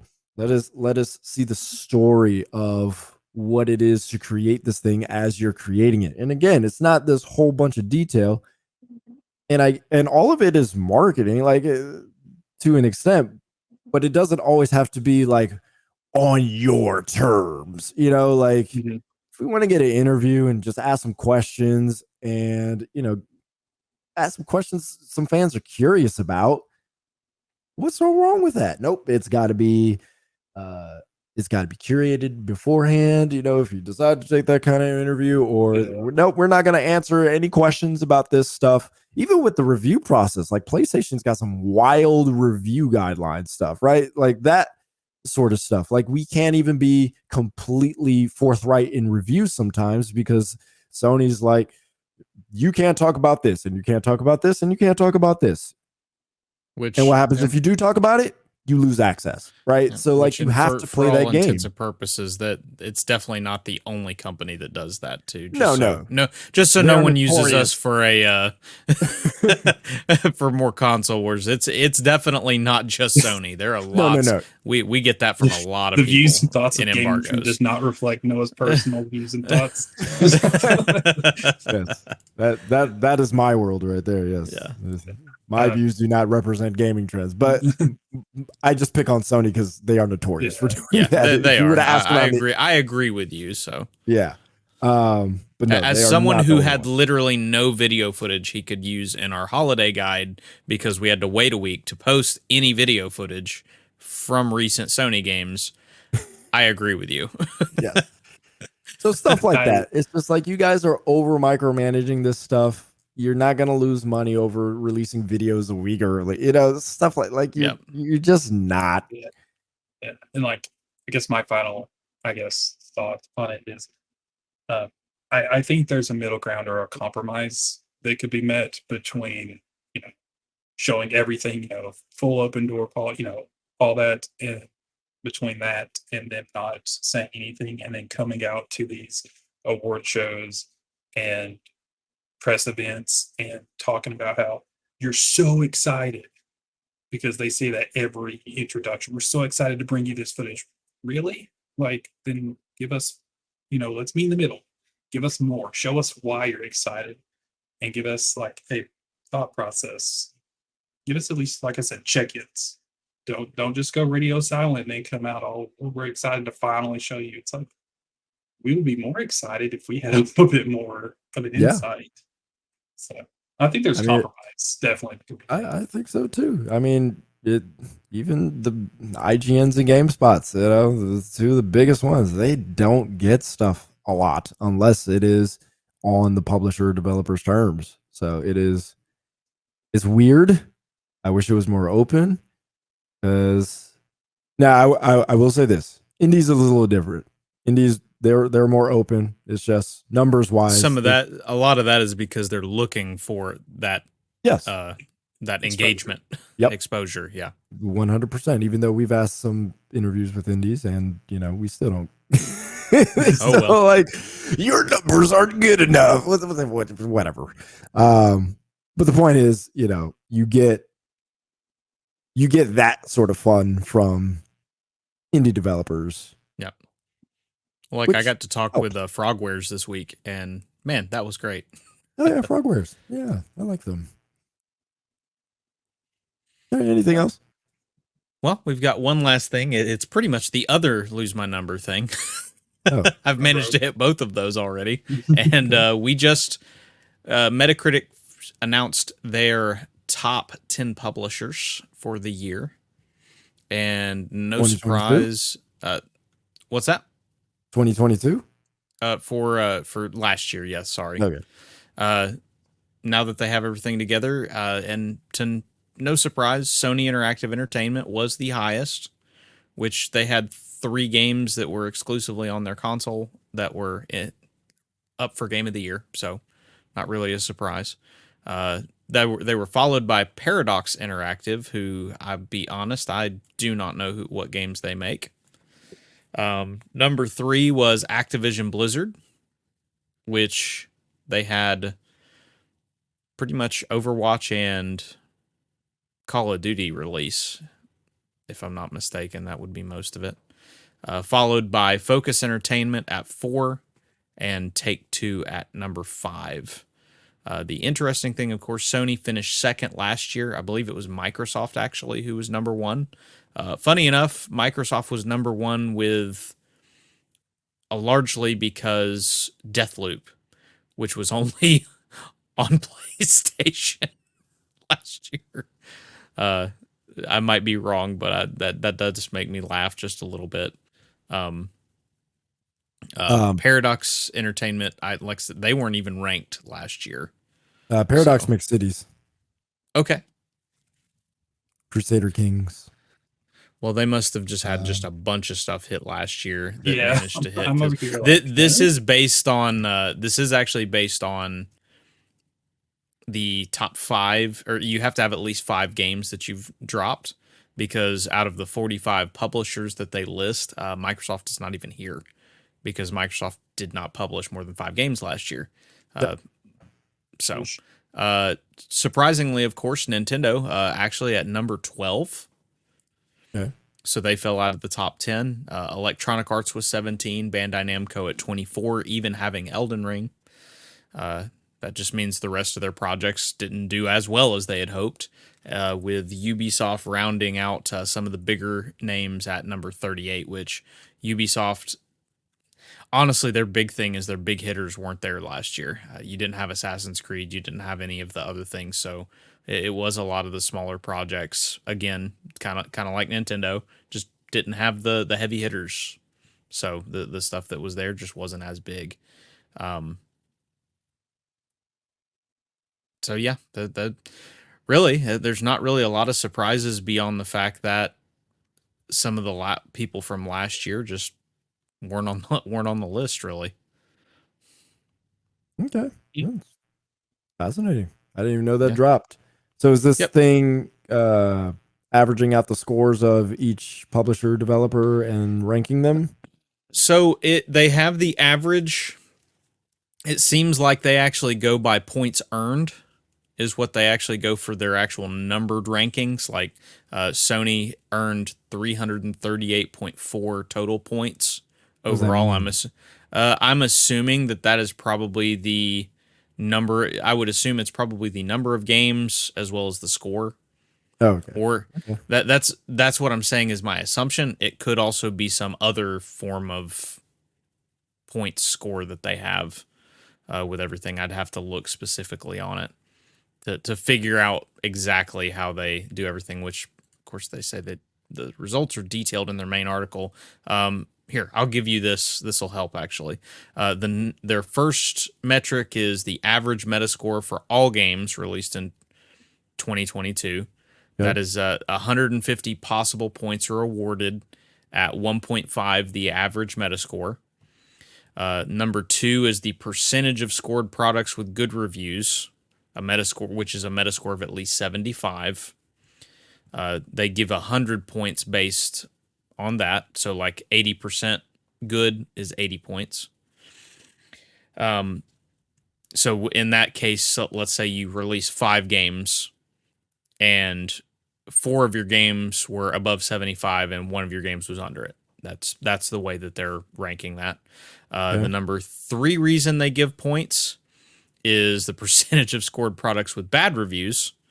There's 100 possible points in that. So if 20% are bad, 80 points. I'm not sure exactly how they work with all of that, but it is a part of that. So obviously the good publishers didn't score points there.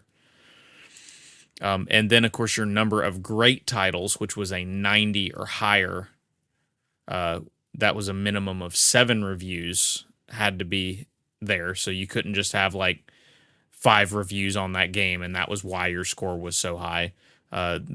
They awarded a 5-point bonus for each distinct title with a 90% score. So Sony had the highest score. Their average Metacritic was an 85.6, which, when you have God of War sitting at 94, you have Horizon Forbidden West sitting, I believe, at 86, that those kind of scores definitely swing things in your favor. I know they released Gran Turismo last year, which is, I'm pretty sure, still holding a pretty high score. It depends on. I'm guessing Sony didn't publish Stray, so that probably doesn't count for them. I believe that's actually Annapurna, who's also on the list. But yeah, Sony was behind some really good projects this last year, so they grabbed the top spot. Paradox was actually the number one in terms of average. Focus Entertainment actually would have been number 3 in terms of average. They actually averaged 80 for their Focus average published some good Metacritic score. stuff. Yeah, I did Evil West last year. That was fantastic. They published, believe they published Plague Tale, if I'm not mistaken. I So think they did, yeah. So two games that were really good games. So Well, I like Focus. modern Activision would actually drop.